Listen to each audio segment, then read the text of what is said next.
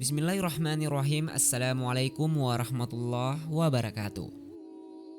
Siksaan meninggalkan sholat fardu atau melalaikan sholat wajib akan diterima oleh manusia sekalipun masih di dunia. Siksaan ketika di dunia. Yang pertama, Allah akan menghilangkan berbagai macam keberkahan dari segi usia. Yang kedua, tanda kesalihan dihapuskan oleh Allah dari dahinya.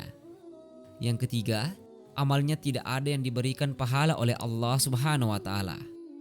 Yang keempat, Allah Subhanahu wa taala tak akan menaikkan doanya sampai ke langit. Yang kelima, makhluk yang ada di dunia ini akan menyepelekan dirinya. Yang keenam, tidak akan mendapatkan bagian doa dari orang-orang yang soleh. Tidak hanya itu saja, ketika akan mengalami sakaratul maut, orang-orang yang kerap meninggalkan sholat juga akan menerima siksaan. Yang pertama, dia akan mati dalam keadaan hina. Yang kedua, dia akan meninggal di keadaan yang sangat lapar.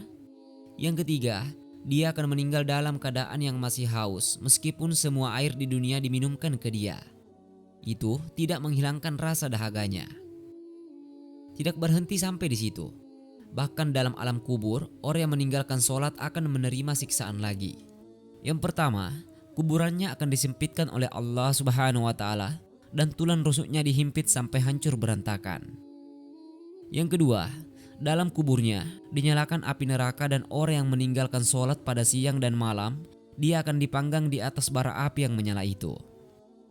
Yang ketiga, ular besar akan mendatangi orang-orang yang sengaja melalaikan sholat.